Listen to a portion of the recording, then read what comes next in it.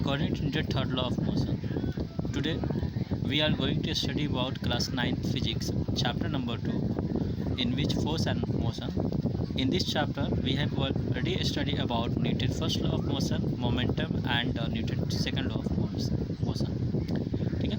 Now we are going to study about Newton's third law of motion. According to Newton's third law of motion, whenever a body exerts a force on another body, then the second body exerts the equal and opposite force on the first body. Newton के third law of motion के अनुसार जब कोई एक वस्तु जो होती है किसी एक वस्तु के ऊपर फोर्स लगाती है, दूसरी भी वस्तु उसके ऊपर उतनी ही अमाउंट में जो फोर्स का एप्लीकेशन करती है. आज फॉर एग्जांपल आप जो है आपके घर में दीवार है, आप दीवार पे स्ट्राइक करो, अगर धीरे से स्ट्राइक करो तो देयर आफ्टर आपको चोटें भी जो धीरे से आएगी, यानी आप ज़्यादा इंजर्ड नहीं होंगे. लेकिन अगर आप जो वेरी फास्टली और बहुत ज़्यादा ज़ोर से आप इसे स्ट्राइक करते हो तो बेटा आप ये पाओगे कि आपके हाथ में इंजरी ज़्यादा आती है. इसका अर्थ ये हुआ कि जितनी ज़्यादा अमाउंट में हमने फोर्स का एप्लीकेशन करके हमने वॉल को स्ट्राइक किया था, वॉल भी उतनी अमाउंट में फोर्स का स्ट्राइक करके हमें स्ट्राइक किया था, जिसके कारण से हमें चोटें आई थी. ठीक है, बहुत पहले ये कहावत है कि आपने सुना भी होगा, जैसे को तैसा या जैसी करनी वैसी भरनी. ठीक है, यानी एवरी एक्शन हैज इक्वल और opposite reaction is the only conversion of our प्रभाव. हमारे जो प्रभाव से उनका सिर्फ और सिर्फ कन्वर्जन है, जिसको न्यूटन साहब ने अपनी भाषा में बोला था. अब न्यूटन के थर्ड लॉ ऑफ मोशन के अनुसार हम यहाँ पे एप्लीकेशन करेंगे, हम उनके कुछ एप्लीकेशन के बारे में जानकारी करेंगे और यहाँ पर जानकारी करेंगे कि कैसे कुछ लोग जो है चल पाते बहुत ही आसानी से ग्राउंड पर. ठीक है, when we walk on the ground, then our foot push the ground first backward, then in the return the ground pushed our foot forward and the forward exert the ground, the foot makes of the walk forward. यहाँ का आता है कैसे हम चलते हैं. जब कभी हम चलना होता है, चलने से पहले हम क्या करते हैं, हम ज़मीन को पहले पीछे की तरफ जो है पुश करते हैं, यानी फोर्स लगाते हैं पीछे की तरफ, जिसके कारण से इसके रिटर्न में ग्राउंड जो क्या करेगी, तो आपको फॉरवर्ड में आपको फोर्स पुश करेगी, तो आपके ग्राउंड भी आपको क्या करती है, पुश करती है, और पुश करते हुए फुट को कहाँ भेजती है, आई तरफ, और फॉरवर्ड रिएक्शन होने के कारण से हमारी पैर आई तरफ बढ़ती है और इस प्रकार से हम वॉक करते हैं. इफ़ हाउएवर अगर हमारी ग्राउंड जो स्लिपी है देर या फिर वहाँ पे आइस है, तो ये बहुत ही डिफ़िकल्ट होता है चलना. क्यों चलना वहाँ पर डिफ़िकल्ट हो जाता है बेटा, क्योंकि वहाँ पर हम स्लिपरी ग्राउंड पर या फिर आइस पर जो है हम वहाँ पर फॉरवर्ड रिएक्शन जाके प्रोड्यूस नहीं हो पाती, आप बैकवर्ड रिएक्शन नहीं कर पाते और फिर वहाँ पर चोटें लग जाती.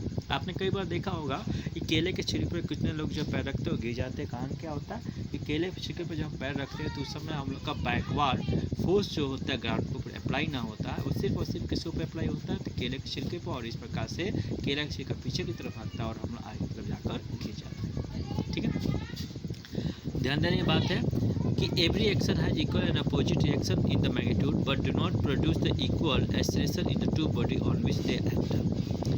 चूँकि ये तो बात बिल्कुल सत्य है बेटा, बिल्कुल ये करेक्ट है कि एवरी एक्शन के पास जो इक्वल एंड अपोजिट रिएक्शन होगा और इक्वल मैग्नीट्यूड में होगा, लेकिन ये जो एक्सेलरेशन आपके अंदर जो पैदा होगी वो इक्वल अमाउंट में होगी. ये बिल्कुल आपके लिए सही नहीं है, वो बिल्कुल कहीं से भी सत्य करेक्ट नहीं है, क्योंकि आपने न्यूटन के सेकेंड लॉ में पढ़ा था कि E is equal to F upon M. ठीक है, यहाँ पर एक वस्तु है, तो इस पर जब फोर्स हमने लगाया तो जितनी न्यूटन का फोर्स लगा उस वस्तु ने दूसरे वस्तु ने उतना ही न्यूटन का फोर्स आपके ऊपर अप्लाई किया. दोनों फोर्स में कोई आपका डिफरेंस नहीं है, लेकिन एक्सेलरेशन जो पैदा होगा वो अलग अलग वस्तु में अलग अलग अमाउंट में होगा. किसी वस्तु में ज़्यादा अमाउंट में होगा, किसी वस्तु में कम अमाउंट में होगा, क्योंकि एक्सेलरेशन जो होता है वो आपको किस पर डिपेंड करता है, M पर डिपेंड करता है, यानी मास पर डिपेंड करता है. ये चीज़ यहाँ बताने की गई है कोशिश. यहाँ पर दिस इज बिकॉज ये टू बॉडी जो होते हैं उनके एक्शन रिएक्शन जो होते हैं इक्वली डिफरेंट मासेस पे होती हैं, और मास अलग होने के कारण से एक्सेलरेशन भी अलग अलग होती है. जैसे एक्सेलरेशन जो उस वस्तु में ज़्यादा अधिक होगा जिसकी मास कम है, और उस वस्तु में एक्सेलरेशन कम होगा जिसमें मास ज़्यादा है. ठीक है, उस वस्तु में एक्सेलरेशन कम होगी जिसमें मास ज़्यादा है, उसमें एक्सेलरेशन कम होगी, और जिसमें मास कम है उसमें एक्सेलरेशन ज़्यादा होगा. ठीक है, क्योंकि A is inversely proportional to the mass of the body. यही कारण है कि जब हम गन से गोली को फायर करते हैं तो गन रिकॉइल करता है, उतना पीछे नहीं जाता है जितना कि गोली आगे की तरफ जाती है. क्यों होता है? क्योंकि जब हम बुलेट पर बुलेट फायर करते हैं गन से, एक फोर्स जो होती है सेंडिंग फोर्स लगती है बुलेट के ऊपर, वो जो कि आगे तरफ जाती है, उतने अमाउंट में फोर्स जो होता है आपका बुलेट भी गन पर लगाता है जो कि पीछे की तरफ जाता है। लेकिन बुलेट आपकी जब गन है उसकी मास हाई होती है, जिसके कारण से गन थोड़ी सी पीछे की तरफ डिस्टेंस में जाती है, लेकिन वहीं पर और वो जर्क या किक मारती है शोल्डर पर गनमैन के, और इस प्रकार से गन हैव द रिकॉल के नाम से जाना जाता है। ये सब गन को रिकॉलिंग करते हैं। ये आपने समझ चुके हो कि गन में रिकॉलिंग जो आती है वो थोड़ी सी मात्रा में आती है, पीछे की तरफ बहुत ही कम मात्रा में होता है। क्यों कम मात्रा में होता है? क्योंकि गन की मास जो होती है वो कम होती है, जबकि वहीं पर आपके बुलेट की मास अधिक होने के कारण से बुलेट आगे तरफ जाकर निकल जाती है। ठीक है, अब यहाँ पर हम लोग एक और एप्लीकेशन देखेंगे न्यूटन के सेकंड लॉ का, थर्ड लॉ का, जिसमें हम लोग देखेंगे कि कैसे जेट और एरोप्लेन या फिर रॉकेट जो है फ्लाई करते हैं। The jet aeroplane utilise the principle of action reaction. Jet aeroplane जो होते हैं वो एक्शन और रिएक्शन के आपके जो प्रिंसिपल होती है उसका यूज करते हैं। इन द मॉडर्न एयरक्राफ्ट, आधुनिक एयरक्राफ्ट में एक हॉट गैस जो होती है तेज़ी के साथ जो है फ्यूल के साथ जलती है और बाहर की तरफ निकलती है। ठीक है, एट नोजल से, और rear at the end the aircraft with the great speed, बहुत तेज़ी से निकलती है, जिसके कारण वो बैकवर्ड फोर्स लगाती है, और जब वो बैकवर्ड फोर्स लगाती है तो उतनी अमाउंट में जो है आपका अपवर्ड फोर्स ऊपर की तरफ लगता है।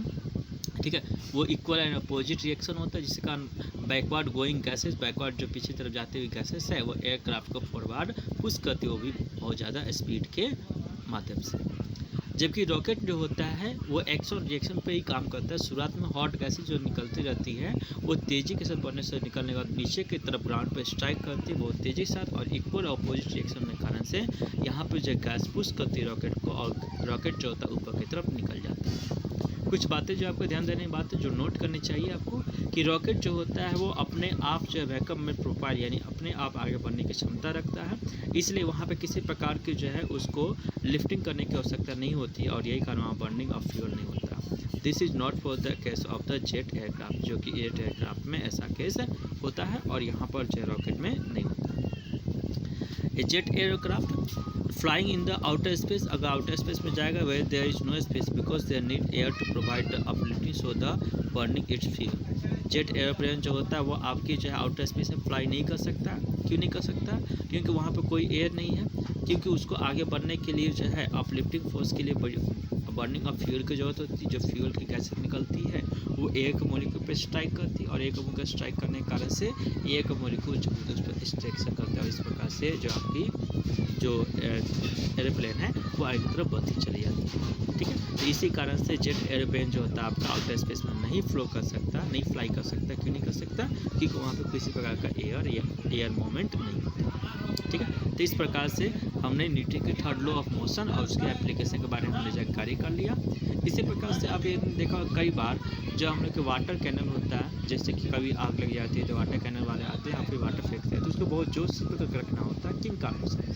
क्योंकि बेटा जब हम लोग जो उसको वाटर कैनल खोले जाते हैं, वाटर जो आगे की तरफ निकलती है बहुत हाई स्पीड से और हाई फोर्स से आगे की तरफ निकलती है। ठीक है, और वही कारण है कि वो जो बैकवर्ड फोर्स भी देता है, इसी कारण उसको जोर से पकड़ के रखने की आवश्यकता होती है। तो ये सारी चीज़ें हैं जिनके बारे में आप जानकारी कर चुके हो आपने, ये सारी चीज़ें। और ठीक उसी प्रकार आपने देखा होगा बोट जो है, जैसे हम बोट आपने देखते हो, जब कभी आप बोट से जंप करते हो तो बोट पीछे की तरफ जाती है और फिर तभी आप आगे की तरफ आते हो। अगर बोट पीछे की तरफ ना जाए तो फिर आप आगे की तरफ नहीं आ सकते। बोट से जंप करते समय बोट पीछे की तरफ जाता है, और किसके कारण से होता? तो Newton third law of motion के एक्शन रिएक्शन। ठीक है, थैंक यू। और कल के क्लासेस में हम बेटा जानेंगे conservation of momentum. Next classes में हम जो है कुछ न्यूमेरिकल एनसीईआरटी के चैप्टर नंबर 1 और चैप्टर नंबर 2 के हम सोल्व करेंगे। ठीक है, उससे कुछ कंसेप्ट होंगे जिसको हम प्रोवाइड करेंगे, फिर उसका हम आगे की तरफ बहुत अच्छे